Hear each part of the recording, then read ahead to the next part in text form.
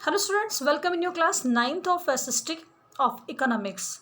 Open your economic book, chapter number 1st, story of Palampur. Yes, it's farming in Palampur. Its second part. Is there a way one can grow more from the same land? क्या यहाँ पे कोई ऐसा तरीका है कि एक ही land से ज़्यादा प्रोडक्शन किया जाए? Yes.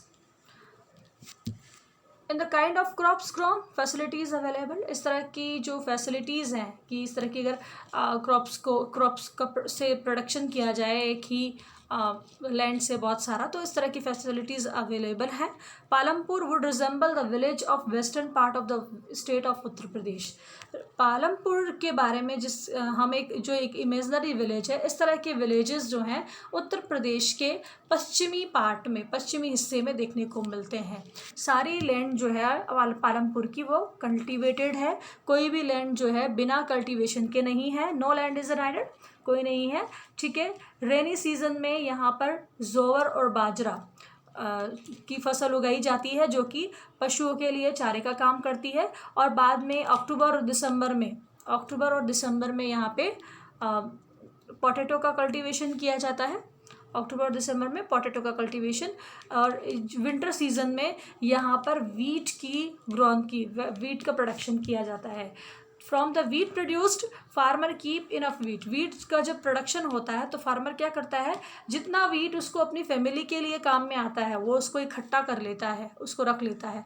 और बाकी का जो है उसको रायगंज के मार्केट में सेल कर देता है. Yes, a part of the land area, जो एक ही पार्ट है, एक ही फार्मलैंड है, उसमें प्रोडक्शन किया जाता है. ठीक है.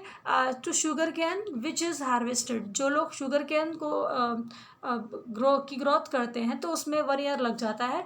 और इसको रो मटेरियल में भी इसको सेल करते हैं. जैसे गन्ना है तो उसको रो मटेरियल है वो उसको सेल कर दिया. कई लोग इससे गुड़ बनाकर भी शाहपुर के व्यापारियों को बेचते हैं. मेन कारण जो है कि यहाँ के फार्मर्स इतनी सारी क्रॉप्स एक ही ईयर में प्रोड्यूस करने के लिए एबल क्यों हैं, तो पालमपुर क्या है कि यहाँ पर इरिगेशन जो है वो बहुत ज़्यादा डेवलप्ड है. इलेक्ट्रिसिटी अगर लाइट जाती है तो बहुत जल्दी आ जाती है. ये इसका मेजर इम्पैक्ट है कि यहाँ पे ट्रांसपोर्ट सिस्टम भी इरिगेशन के लिए अच्छा है. पर्शियन व्हील यूज़ किया जाता है, जहाँ पर कुएं हैं वहाँ से पानी खींचने के लिए छोटे छोटे खेतों में, तो वहाँ पे पहिए का यूज़ किया जाता है ताकि इजीली उससे पानी को निकाला जाए और इरिगेशन अच्छे से किया जाए. यस, पीपल सा that the electric run tube wells could irrigate much. लोगों ने देखा कि जो इलेक्ट्रिसिटी से जो ट्यूबवेल्स चलते हैं उनकी वजह से फार्म लैंड का बहुत बड़ा एरिया अच्छी तरीके से इरीगेटेड किया जा सकता है, उसकी सिंचाई की जा सकती है. तो फर्स्ट फ्यू ट्यूबवेल्स, कुछ जो पहले ट्यूबवेल्स लगाए गए वो गवर्नमेंट के द्वारा लगाए गए, लेकिन बाद में जैसे ही फार्मर्स इसके बारे में ज़्यादातर समझने लगे तो उन्होंने प्राइवेटली अपने मनी को स्पेंड करते हुए और अपने प्राइवेट ट्यूबवेल्स वहाँ खुदवाए. बाय 1970 तक तो ये कंडीशन हो गई कि 200 हेक्टेयर्स तक का पार्ट वहाँ पर अच्छी तरह सींचा गया. Not all village in India, सारे जितने भी विलेज हैं इंडिया में सब में इतना अच्छा इरिगेशन का लेवल नहीं है. और जिन एरिया में रिवर लाइन प्लेन है, कोस्टल रीजन है, वहाँ पर इरिगेशन अच्छा होता है. लेकिन डेक्कन प्लेटू है वहाँ का जो स्तर है वो बहुत ही इरिगेशन को लेकर कम है. और कल्टिवेटेड एरिया भी वहाँ पर 40% ही है आज भी.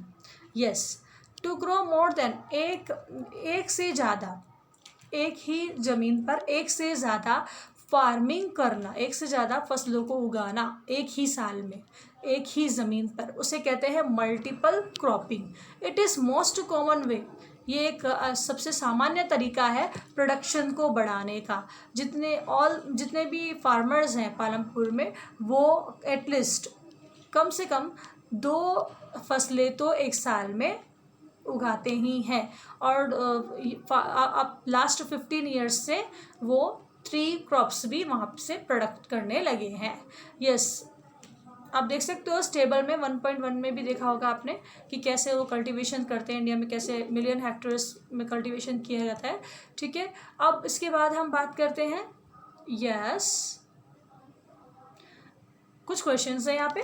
Is it important to increase the area under irrigation, irrigation का जो एरिया है उसको बढ़ाना ज़रूरी है। You have read about the crops grown in Palampur, Palampur में जो क्रॉप्स की ग्रोथ होती है उसके बारे में आपने देखा होगा। तो ये जो टेबल्स हैं इसको आपको फिल करना है। ओके, इसके बाद है you have seen that one way is increasing production for the same land is multiple cropping. Production को बढ़ाने का तरीका आपने देखा होगा कि एक ही लैंड पर एक ही साल में मल्टीपल क्रॉपिंग करना, ये अपने सिंपल वे देख लिया यहाँ पे। द अदर वे, दूसरा वे जो यूज़ किया जाता है modern farming method. Modern farming method क्या है, उसकी वजह से प्रोडक्शन ज़्यादा से ज़्यादा होगा। इल्ड क्या होता है, is a measured crops on a given piece on land during a single season.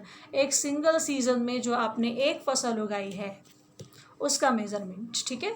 Till the mid 1960s तक जो सीड कल्टीवेशन के लिए यूज़ किए जाते थे वो ट्रेडिशनल थे, पारंपरिक थे। Ones with relative low yields, जिनसे कम से कम प्रोडक्शन होता था। ट्रेडिशनल सीड्स जो हैं उनमें सिंचाई भी कम लगती थी, इरिगेशन भी कम होता था। फार्मर्स जो हैं फर्टिलाइज़र के लिए, अब खाद के मैन्योर के लिए नेचुरल काउडंग्स को यूज़ किया करते थे, नेचुरल थिंग्स को यूज़ किया करते थे।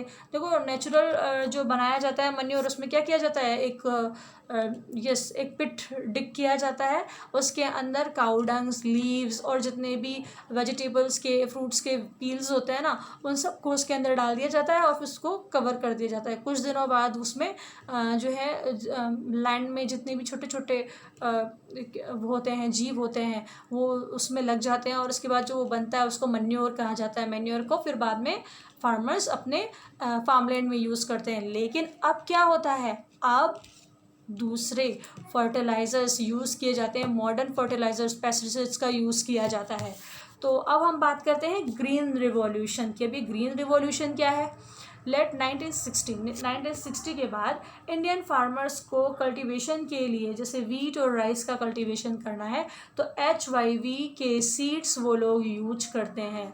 और इस HYV के सीड्स की वजह से क्या होता है, इसका कंपैरिजन देखो कैसे है कि HYV सीड्स प्रॉमिस करते हैं कि अगर उन सीड्स को यूज़ किया जाएगा तो एक सिंगल प्लांट से ही ज़्यादा से ज़्यादा ग्रेन प्रोड्यूस किए जा सकेंगे। एज अ रिज़ल्ट छोटे से लैंड पर भी फार्मिंग अच्छे से अच्छी हो सकेगी, ज़्यादा से ज़्यादा क्वांटिटी में फूड ग्रेन्स प्रोवाइड हो सकेगा और ज़्यादा से ज़्यादा जल्दी भी ये पॉसिबल हो पाएगा, इसमें ज़्यादा टाइम नहीं लगेगा।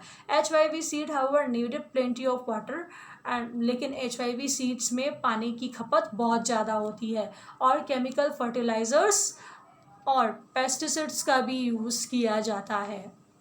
पेस्टिसाइड्स जो होते हैं उसकी वजह से भी बेस्ट रिजल्ट्स मिलते हैं। Higher yield are possible, yes higher yield, अगर आप चाहते हो कि ज़्यादा से ज़्यादा प्रोडक्शन हो तो वो तभी पॉसिबल है जब आप HYV सीड्स का यूज़ कर रहे हो, इरिगेशन सिस्टम आपका अच्छा है, केमिकल फर्टिलाइज़र और पेस्टिसाइड्स का यूज़ कर रहे हो, ठीक है। Farmers of Punjab, Haryana and western Uttar Pradesh, जैसे मैंने आपको बताया कुछ देर पहले कि जो पालमपुर की स्टोरी पढ़ रहे हैं ना, तो इस तरह के विलेज उत्तर प्रदेश के वेस्टर्न पार्ट में देखे गए हैं जहाँ पर इरिगेशन बेस्ट है, इलेक्ट्रिसिटी सिस्टम बहुत अच्छा है और एक साल में मल्टीपल क्रॉपिंग की जाती है। तो जैसे मैं बता दूं कि यहाँ के जो फार्मर्स हैं वो पहले मॉडर्न फार्मिंग का जो मॉडर्न फार्मिंग जो आई उसका फर्स्ट ट्रायल उन्होंने ही किया था।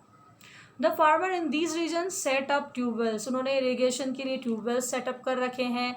HYV सीड्स का यूज़ करते हैं, केमिकल फर्टिलाइजर्स का यूज़ करते हैं फार्मिंग के लिए। उनमें से कुछ लोगों ने तो मशीनरी को परचेज़ कर रखा है, जैसे ट्रैक्टर, ट्रेशर और ट्रैक्टर्स तो क्या होता है जिसमें आप वो जिसको प्लफ के लिए जो उसमें प्लफ लगा दिया जाता है और पूरे फील्ड को अच्छे से प्लफिंग कर ली जाती है। अब इसी और फिर जब वो इन सारी चीज़ों का यूज़ करते हैं तो उन्हें इनाम मिलता है। किस तरह का इनाम, कि उनके खेतों में ज़्यादा से ज़्यादा हाई यील्ड ऑफ वीट की गेहूँ सबसे ज़्यादा उनके खेतों में लगते हैं। Yes, in Palampur the yield of wheat grown, पहले पालमपुर में ट्रेडिशनल सीड्स से 1300 kg पर हेक्टेयर प्रोडक्शन होता था, अब होता है HYV सीड को यूज़ करने के बाद 3200 kg पर हेक्टेयर, ठीक है, तो कितना ज़्यादा इंक्रीमेंट हो गया।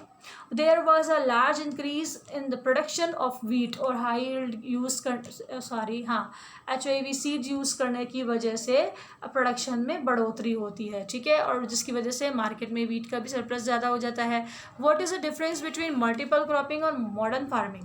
दोनों में क्या डिफरेंस है, मल्टीपल क्रॉपिंग और मॉडर्न फार्मिंग?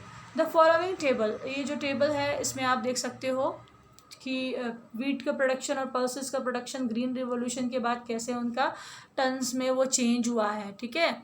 अब इसके बाद देखो और कितना सक्सेसफुल रहा है ग्रीन रिवॉल्यूशन इसमें। What is the working capital required by the farmer using modern farming method? Working capital की क्या ज़रूरत होती है ना फार्मर, हाँ, what is the working capital required, कि कौन सी वर्किंग कैपिटल रिक्वायर होती है फार्मर को अगर वो मॉडर्न फार्मिंग मेथड यूज़ कर रहा है? तो सबसे पहले तो आप बताओ कि क्या ज़रूरत होगी, कैश, है ना। कोई भी चीज़ अगर आप मॉडर्न फार्मिंग करोगे, पेस्टिसाइड्स खरीदोगे, फर्टिलाइजर्स खरीदोगे, HYV सीड खरीदोगे, कोई मशीन अगर परचेज करते हो जैसे ट्रैक्टर परचेज करते हो, तो सबसे पहले आपको नीड होगी कैश की। Modern farming method requires farmer to start with more cash than before. पहले से बहुत बहुत ज़्यादा पैसे की ज़रूरत होगी। देखो पहले ट्रेडिशनल सीड था, तो जैसे उन्होंने जो प्रोडक्शन किया था उसमें से कुछ सीड्स रख लेते थे, वो पारंपरिक सीड यूज़ उनको आते थे, ठीक है। इरिगेशन के लिए भी कुओं से सींच लेते थे या कैसे भी वो यूज़ करते थे, छोटे छोटे नलों से इनसे वो यूज़ कर लिया करते थे, तालाबों से यूज़ किया करते थे। लेकिन अब उनको ट्यूबवेल सेटअप करवाने पड़ रहे हैं, जहाँ फार्मर्स होते हैं ना, ऑलमोस्ट उनके पास कैटल्स भी होते हैं, गाय भी होती है, भैंस भी होती है ना, तो उनके काउ डंग्स को, बफेलो डंग्स को वो मैन्योर के लिए यूज़ किया करते थे। ट्रीज़ हुआ करते थे, उनकी लीव्स को यूज़ किया करते थे, तो वो उनके लिए बिल्कुल फ्री वाला काम था। लेकिन अब उनको सीड्स भी परचेज करने पड़ते हैं मैन्योर के लिए, पेस्टिसाइड्स के लिए, वो भी कैश देके उनको ख़रीदना पड़ता है। तो अब क्या है, उनको और ज़्यादा कैश की ज़रूरत होगी। ड्यूरिंग योर फील्ड विजिट, हाँ ये तो आपको सजेशन है, आप ऐसा कर सकते हो। विल द लैंड सस्टेन, क्या लैंड सस्टेन हो जाती है? Yes we will, yes, land being a natural resource, land क्या है, एक नेचुरल रिसोर्स है, और इसके लिए, इसके यूज़ के लिए हमें केयरफुल रहना चाहिए। साइंटिफिक रिपोर्ट जो है वो ये कहती है कि मॉडर्न फार्मिंग के जो मेथड्स हैं उसकी वजह से नेचुरल रिसोर्सेज का ज़्यादा से ज़्यादा यूज़ हो रहा है। ग्रीन रिवॉल्यूशन जो है वो प्रोडक्शन तो बढ़ा रहा है, लेकिन इसकी वजह से सॉइल की फर्टिलिटी, फर्टिलाइजर्स जो हैं हम यूज़ करते हैं, वो उसकी वजह से सॉइल फर्टिलिटी कम होती जा रही है। सॉइल की जो फर्टिलिटी है, सॉइल की जो हाँ, सॉइल में जो बेटरनेस होती है वो एंड होती जा रही है।